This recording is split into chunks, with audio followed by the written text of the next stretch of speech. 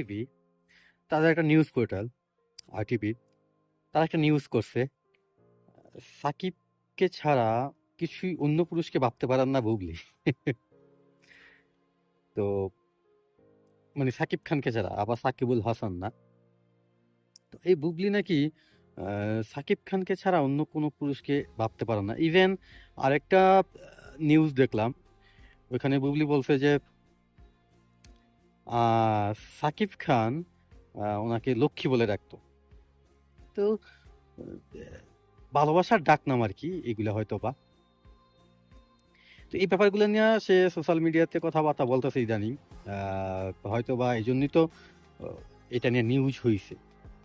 তো বুবলি কিংবা অপবিশ্বাস, তো তারা দুই একদিন পর পর তাদেরকে নিয়ে নিউজ হয়। অ্যাকচুয়ালি যখন অনলাইন নিউজ পোর্টালগুলো খুব ডাউন হয়ে যায়, তাদের রিচ কমে যায়, আই থিঙ্ক তখন তারা এই দুজন মানুষকেই বাইছা নেয় তাদেরকে নিয়ে নিউজ করে তাদের রিচ আপ করার জন্য।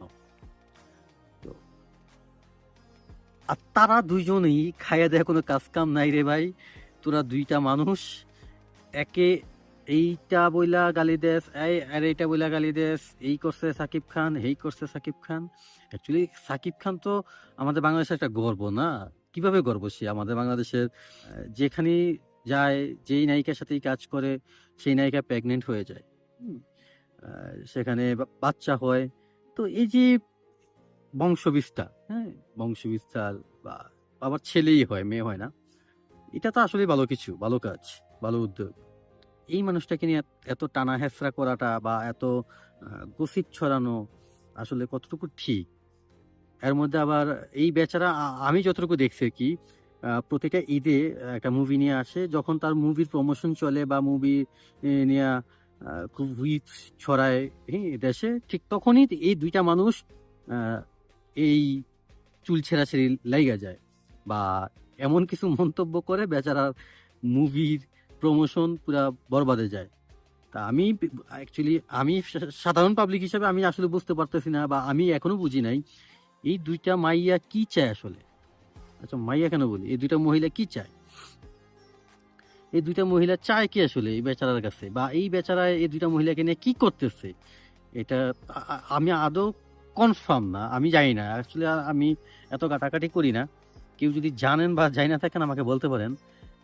আসলে কি সাকিব খান আর বুবলির মধ্যে ডিভোর্স হয়ে গেছে বা অপবিশ্বাসের মধ্যে?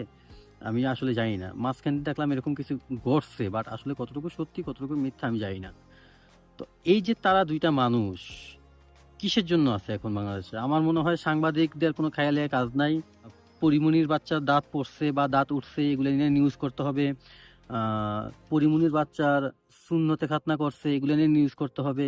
মানে তাদের কোনো টাইপ, আবার উমুক নায়িকা ইফতার বানাতে গিয়ে হাত পুড়ে ফেলছে, এগুলো নিয়ে নিউজ করতে হবে সাংবাদিকদের। আসলে তারা কি টাইপ সাংবাদিক?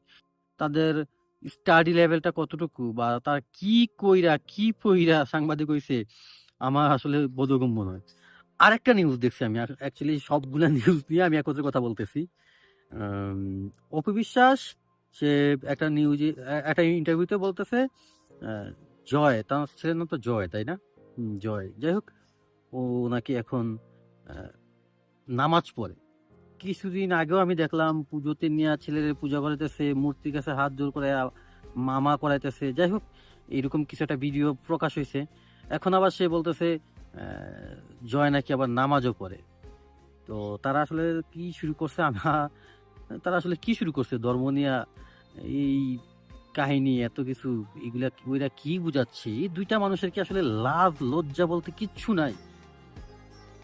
আরে ভাই, তোরা নায়িকা, নায়িকাই তো নাকি বাংলাদেশের নায়িকা না এরা? হ্যাঁ, নায়িকা। আমি জানি না, আমি জানতাম না, আমি আসলে জানতাম না। তো নায়িকা আবার এরকম হয়, আমার ওই ঠিক দেখে জানা নেই। যাই হোক, বুবলিকে তো নায়িকা হিসেবে নেওয়া যায়, হয়তো বা নিতে পারেন, বাট অপুকে কিভাবে নেয় এটা আমার মাথায় ঢুকে না actually। যাই হোক, তো এই দুইটা মানুষের আসলে খাইয়ে দেয় কোনো কাজ নাই রে ভাই। এই দুইটা মানুষ সারাটা দিন সারাটা রাত সাকিব কই গেল, কি করলো, কোন সিনেমা করলো, কোন জায়গায় আছে, কি করতেছে, কি দিয়ে আমি বললাম না। তো যাই হোক, এই দুইটা মানুষ নিয়ে সাংবাদিক ভাইয়েরাও লাইগে আছে পরিমণি, বুবলি, অপু বিশ্বাস। পরিমণি, বুবলি, অপু বিশ্বাস। তোদের সাংবাদিকতার খেতা পুরি রে ভাই। তোদের আসলে কি বলবো, আসলে আমি আসলে নিয়ম কানুনের কারণে অনেক কিছু বলতে পারি না ভিডিওতে, নাইলে অনেক কিছু বলতাম। ঠিক আছে, তো এই এদের এই কর্মকাণ্ড দেখে আমরা সাধারণ যারা পাবলিক আছি তাদের মুইতা আইসা শুয়ে থাকা ছাড়া কিচ্ছু করার। সবাই ভালো থাকবেন, সুস্থ থাকবেন। ভিডিওটা ভালো লাগলে লাইক, কমেন্টস, শেয়ার করতে পারেন মন চাইলে। আল্লাহ হাফেজ।